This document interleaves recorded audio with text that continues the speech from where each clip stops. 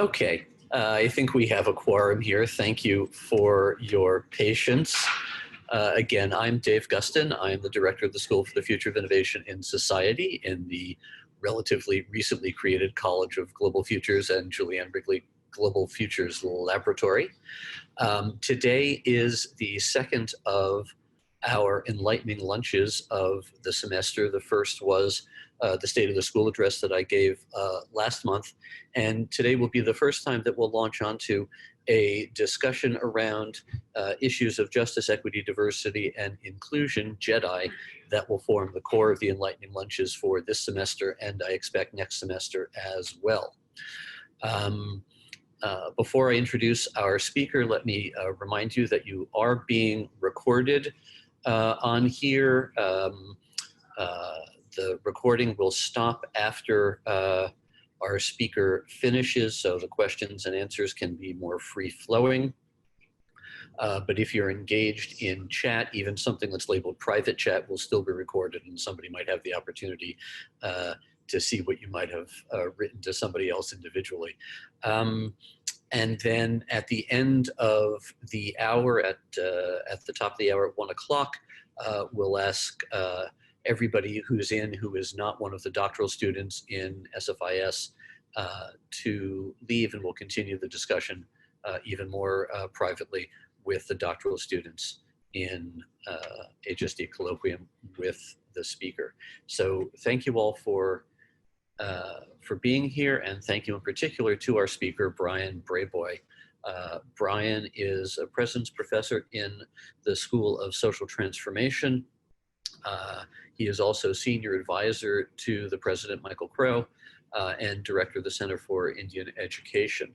I asked Bryan to speak here in this sort of inaugural JEDI enlightening lunch for a couple of reasons. One, because Bryan has been significantly involved in one of ASU's important responses to broader societal issues of justice, equity, diversity, and inclusion by partnering with Starbucks in the On Being Welcoming educational program. And I had a very positive interaction with Bryan over an initial version of that, and have really appreciated the work that he and his colleagues have done, or to be welcoming.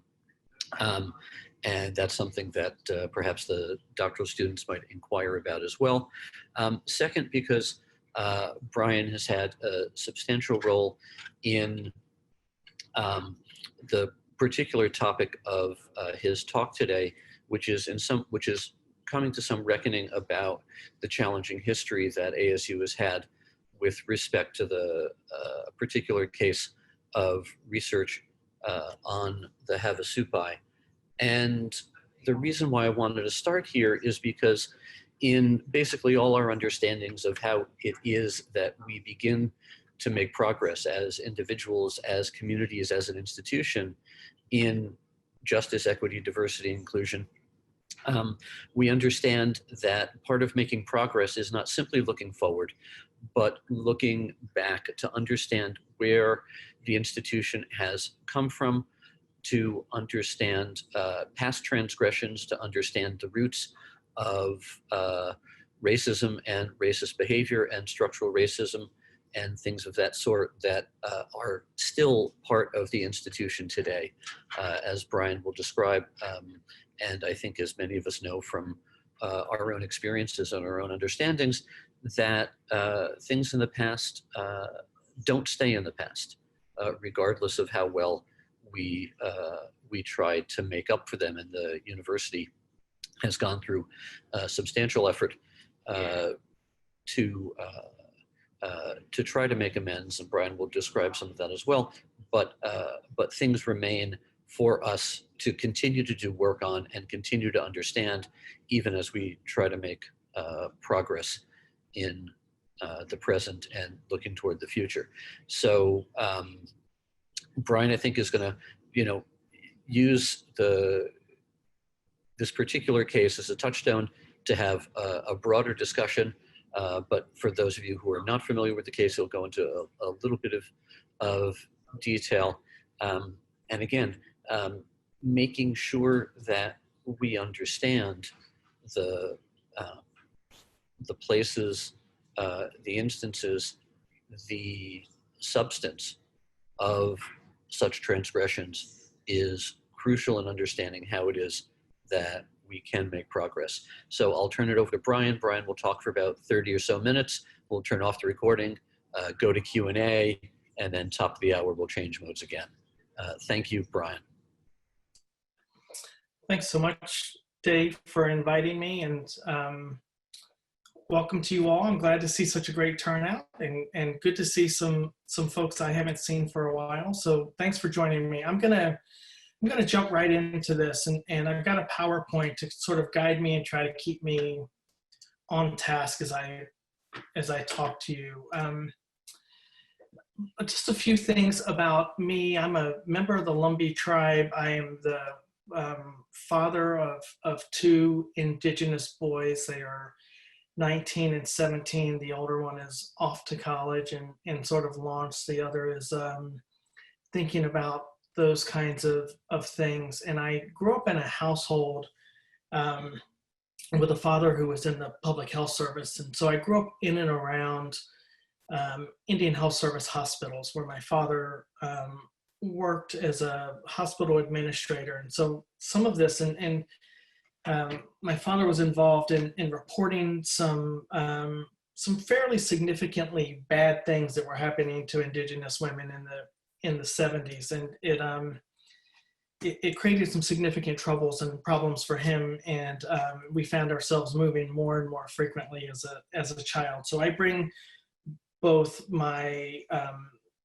sense of being an Indigenous parent to the child of someone who has engaged in this. And I'm an anthropologist by training. I often try not to, when there are Native folks on the call, I try not to say that too loudly because they look at me a little bit oddly because of that. But I'm an anthropologist who works in and with and for tribal communities. So I also bring those sensibilities to this. And part of my role as senior advisor to the president is also serving as special advisor to the president on American Indian initiatives. And I'm really talking in some ways from that place as well with you today. So, well, first of all, let me just say, you'll notice that my title has changed, and I'm going to say a bit more about why that is.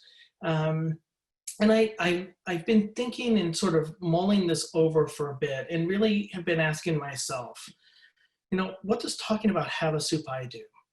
And more important, what does centering Havasupai do? For something that happened over 20 years ago, I originally sort of thought about talking about and centering Havasupai in this. And I've got to tell you, I really wrestled with it, and I came to a conclusion that I actually can't do that. And in part because it centers the tribe's pain, which is ongoing and perpetual. And so I'm going to pivot away from that a bit. I'm going to talk about Havasupai for sure, but I'm not going to center it. And I want to be clear as I sort of go through this, that this is not me treating this instance as footprints in sand that get washed away by a high tide to start things anew. It is more akin to rich dark coffee that's been spilled on woven cotton shirts. It is permanent and lasting, and it's visible. And so the intent here isn't to hide it as much as it is to say, I want to decenter it. So I want to say really in lots of ways, in fairness, research in lots of communities, Indigenous communities and other underserved communities, is often rooted in pain.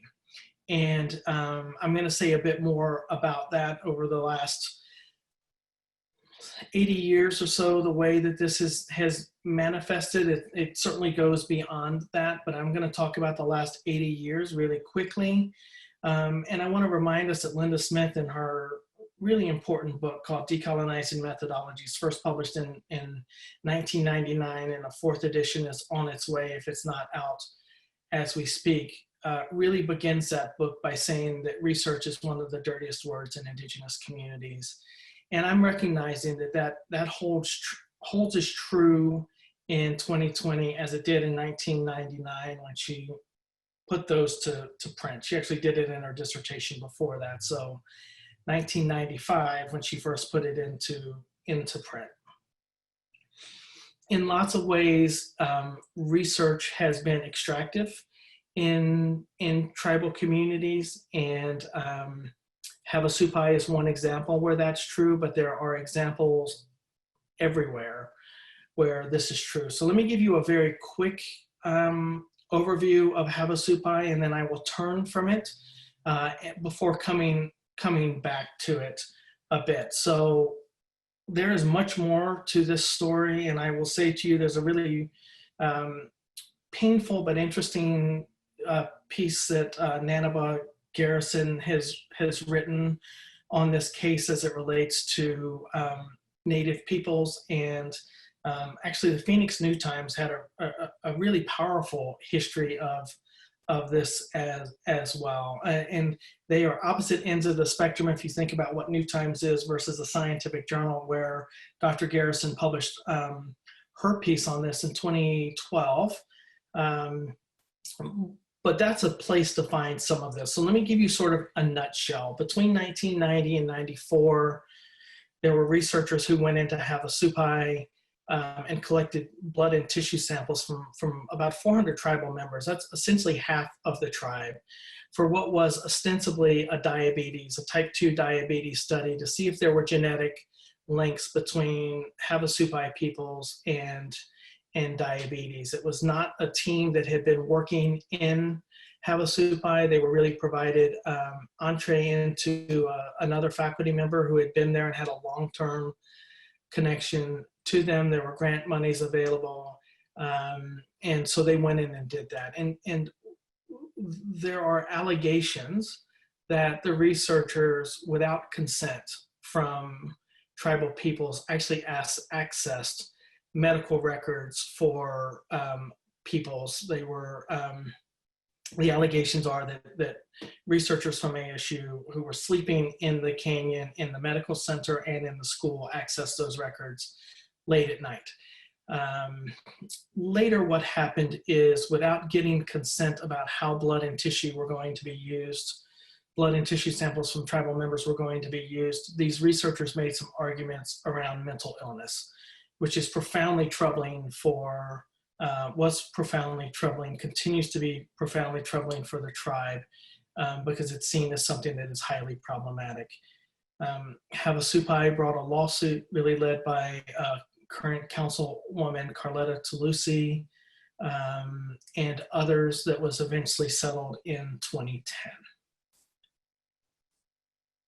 So I want to just talk briefly about how we got here, because I think there's something really important in terms of understanding that Havasupai doesn't happen in a vacuum. And while it is one example, there are other prominent examples. And I want to start really with the Nuremberg trials, which started in November of 1945.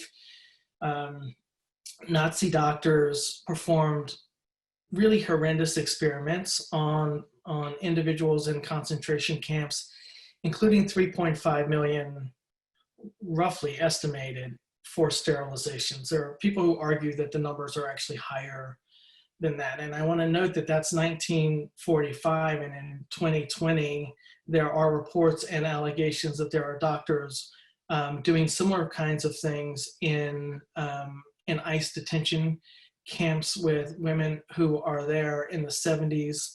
This happened with Native women, including in places like Winslow, Arizona. There are allegations of this that have, there's real legitimacy to those. So after the trials, and so there were some people in those trials who were put to death as a result of what they were doing. There was a code that came out of Nuremberg called the Nuremberg Code, which were fundamentally revolved around 10 points.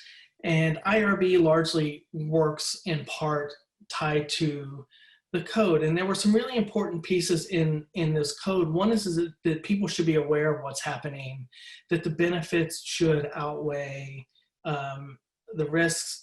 There were some presses that if there was possibility of death in the trials, that doctors should be part of that and should be risking their lives in in the process of doing that, and that there would just be a general different way of thinking about research. So following on that, if you sort of fast forward, after several years of work, the Belmont report, which is really fundamentally focused on medical research, although much of this continues into other fields of research, really laid out the difference. And I think this is really important for us between practice and research. So one is really about the well-being and really focusing on the well-being of an individual, whereas research, which is really what we're talking about at ASU in this case, is really about testing hypotheses and thinking about what kinds of conclusions might get drawn from work, from sort of systematic collection of data and its analyses, to be able to say we have some generalizable, big, broad ideas of what's happening. So it's really this latter piece that we are focused on, or that I'm really focused on. And out of the Belmont report came really three primary points. And to be honest with you, I think while this is 1979, in thinking about what we are doing at ASU and what most IRBs are doing, but also sort of thinking about critical Indigenous research methodologies, which I'll briefly talk about in a moment, there's something really fundamentally important in these three basic principles that came out of this. One is that there's a fundamental issue about respect for persons, which is that individuals will be treated as autonomous. And those who are vulnerable will just get extra protection. This is often children under the age of 18, prisoners, Indigenous people, pregnant women. There are likely others that I'm forgetting in the moment, but there are special pieces around that. I would extend this in terms of thinking about what ASU is doing with tribal peoples to also say respect for tribal nations or respect for tribal communities as autonomous, and in some ways as vulnerable. So I would sort of add a slash to number one there in terms of thinking about tribal communities. There's this notion of beneficence, which is really about maximizing benefits. So there should be a benefit to a community. If you think about the case, if you think about Havasupai, for example, the benefit was really to researchers who were publishing papers, who had grant monies. There is no real sense that there was any benefit to the tribe in the process of doing this work. And so Belmont, and frankly, the way we think about this at ASU as others do, is that the benefits have to really outweigh the risks in terms of this. And then think about 1979. You've got a group of doctors really writing around this larger notion of justice. And this is really geared towards what people deserve. So there were ties to random controlled trials and other kinds of scientific inquiry where things that would benefit someone and things that people deserved were being withheld for long periods of time, and after the study weren't actually being given. And so there's a real sense here about how do we begin to think about and enact larger questions of justice in the process of the work that that researchers are doing. I want to take just these are the most recent code where informed consent comes into play, because I think that if we think about cases like Havasupai, and if we think about what ASU is doing, if we think about research, beyond the idea that there should be benefits, and not necessarily to people who are participating in the study, but a larger set of benefits, beyond that, Havasupai is fundamentally about informed consent. There's more to it than that. So I don't want to sort of suggest that it's only about informed consent, but I think it's really important for us to think about this notion of informed consent and what we're doing and how it drives our policy at ASU. And so really what the federal statutes have to say about this is that people need to be able to ask questions. They shouldn't be forced into, if they're participating in studies, they should be able to make sure that they're asking questions about the study, if it's written in ways that is understandable. Obviously, there are likely less questions, but people should be able to ask whatever questions they have. And they need enough information in how things are being presented to them to be able to make an informed decision. And that information includes how many other people are doing it, how long is the commitment from them, among other kinds of things. And the language cannot be exculpatory, which really means that the researcher can't say that they can't be held to no fault in terms of what's happening. So in these larger questions of consent, people can't really opt out of not being able to have recourse if things go wrong. People can step out when they're ready, which is the opt-out piece, and they can decline participation without any real sense that they will either be denied services at some point in the future or somehow will not get something that they are actually entitled to. So let me switch gears here as I begin to think about what we're trying to do at ASU. So you've got Havasupai, you've got blood and tissue samples being used for things other than what individuals consented to do. Researchers are skulking around in the middle of the night. They aren't really tied to the community except through someone else. And in many ways, part of what I would argue in terms of how we started developing our policy really over the last 10 years, but more specifically over the last 6 years, where I've had a real hand in what we're doing at ASU is fundamentally thinking about these 4 R's that are in the second bullet, which is, in order to engage in research, there needs to be reasonable senses of relationships. This is relationships between institutions and peoples, that's between people and peoples, that's between peoples and place, it's between peoples and animals. So our work actually, part of the cultural review, which I'll talk about in a moment, actually extends not just to peoples on tribal lands, but also to plants and animals. So we have had instances where people have gone in and pulled ants from tribal communities without consent of the tribe, who speak on behalf of the ants. And we've had to have a conversation with the PI to say, you can't actually do that. You are in relation to the place, and you are in relation to the peoples, and you are in relation to the ants. So what relationships do for us, when we are in relation, in many indigenous knowledge systems, we are necessarily responsible for those people with whom we are in relationship with.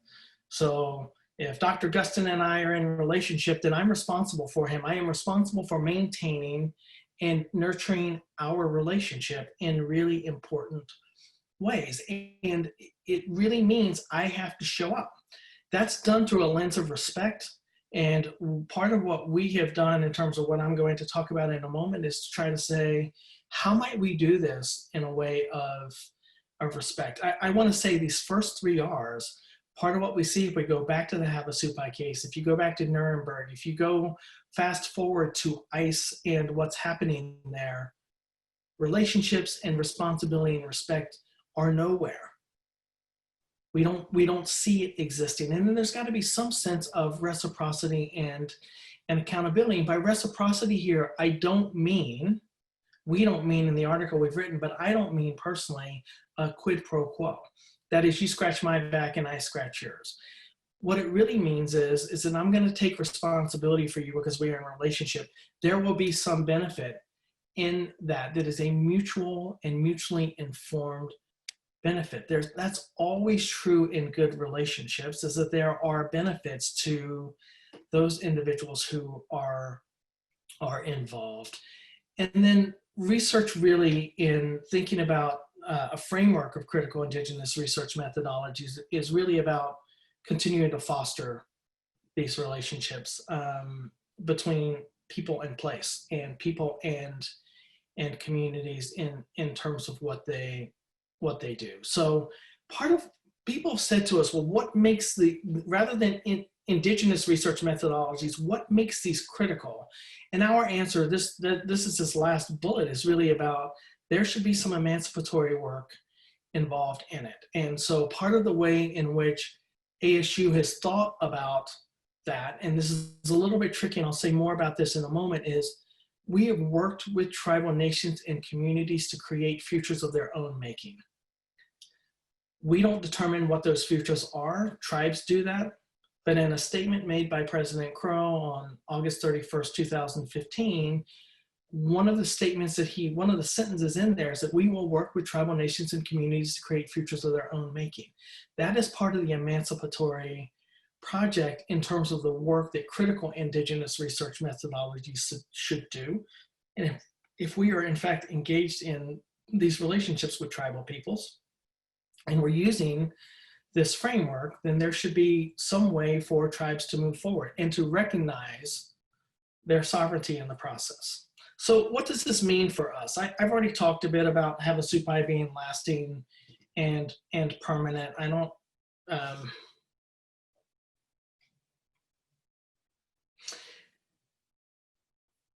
what individual researchers did underneath the guise of our institution is was unjust, was profoundly troubling, and each time I every day I wake up and come in and do work thinking about how ASU is going to engage in research processes, carry it around with me. And I would say the same is true for Vice President Jacob Moore, who's the Associate Vice President for Tribal Relations, with whom I work really closely on these topics, and Susan Matoski over in IRB. So part of what we've done after this is institute what we call a cultural review. And I should just say that we're sort of playing around with whether or not cultural review is the best way to talk about this. What we're doing is making sure that ASU is being in good relation with tribal nations and communities, that we are respecting tribal sovereignty and jurisdictions of tribes as they have them, that we are recognizing the importance of place, whether we are on or off what is recognized as tribal lands. And so that becomes really important to us as we're doing it.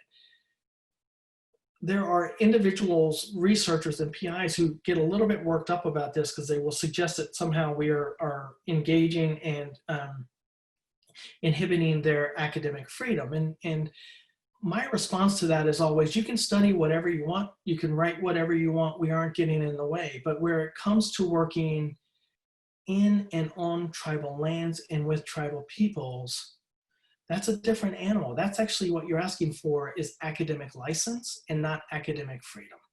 There was no license for researchers to do things that individuals had not consulted and consented to. So this led to Arizona Board of Regents passing 1-118.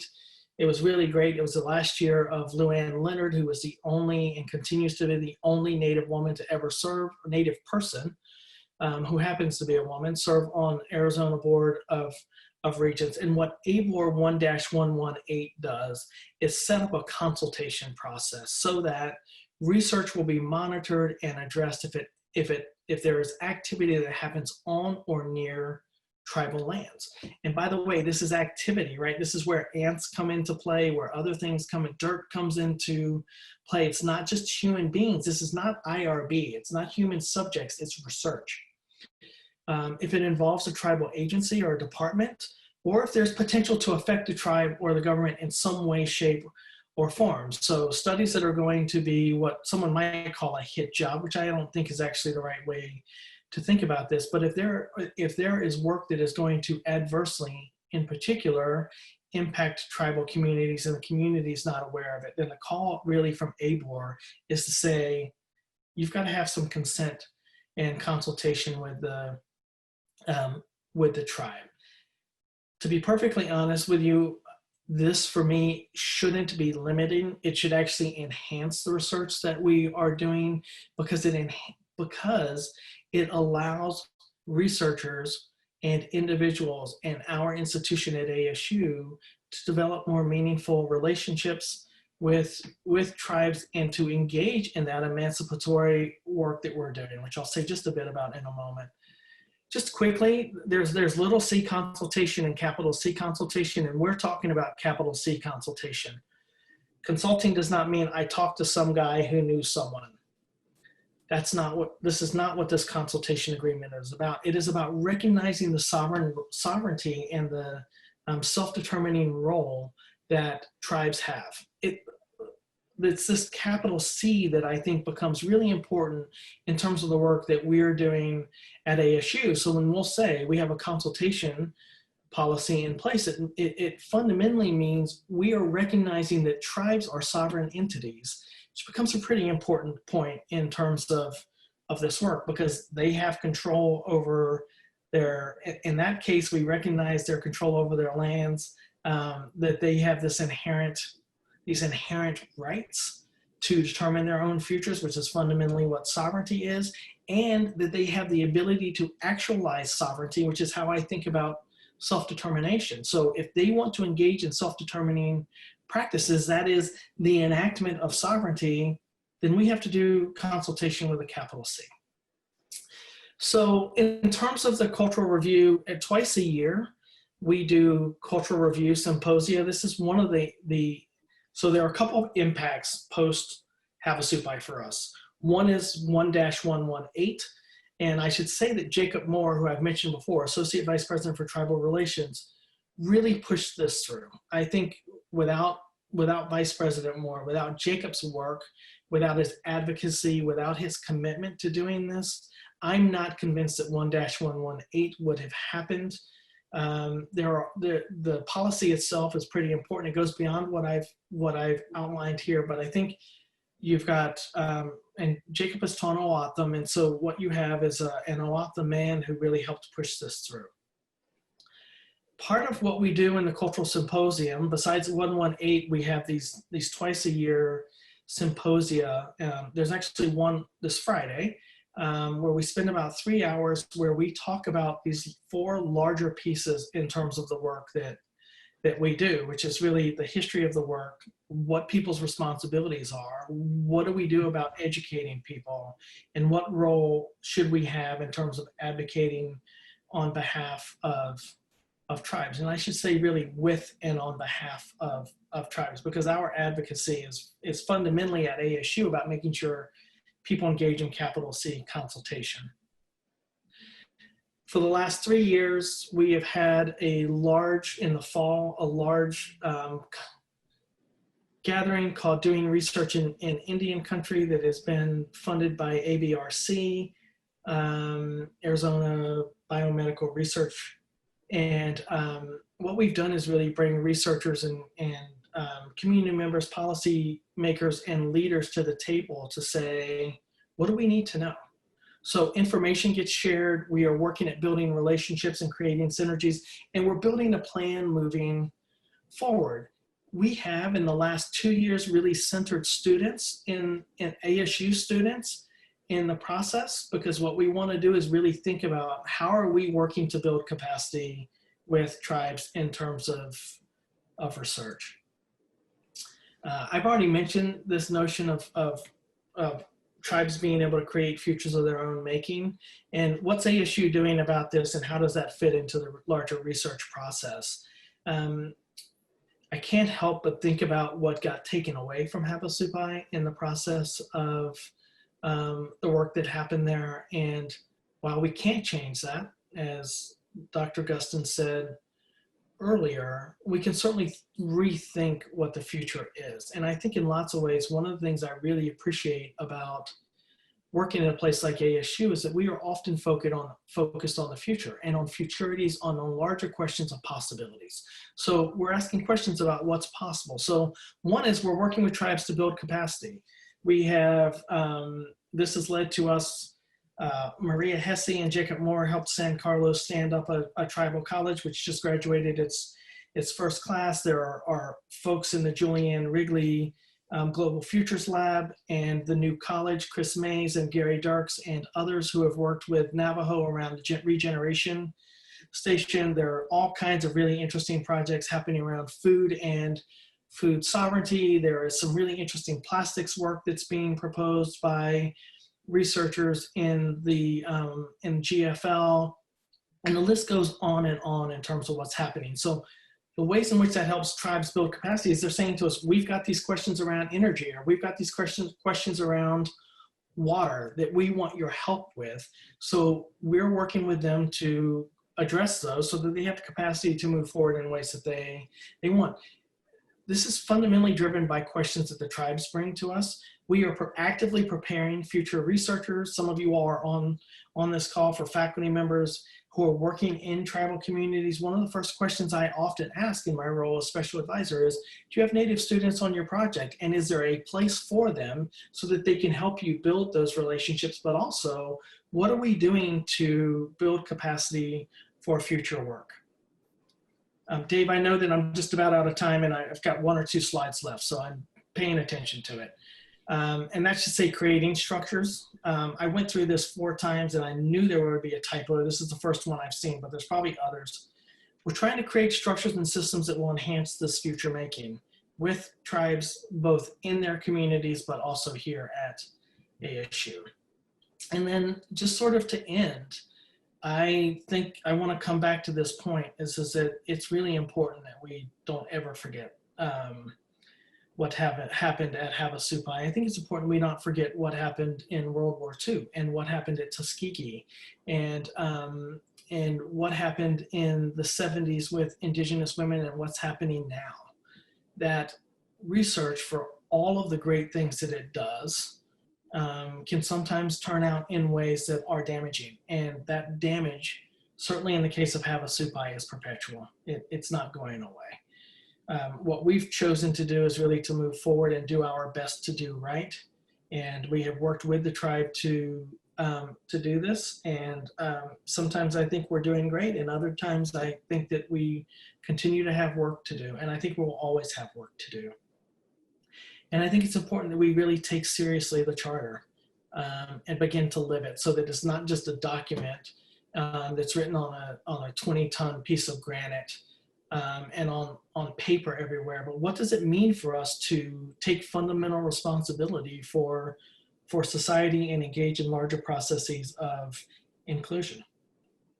So I will stop there.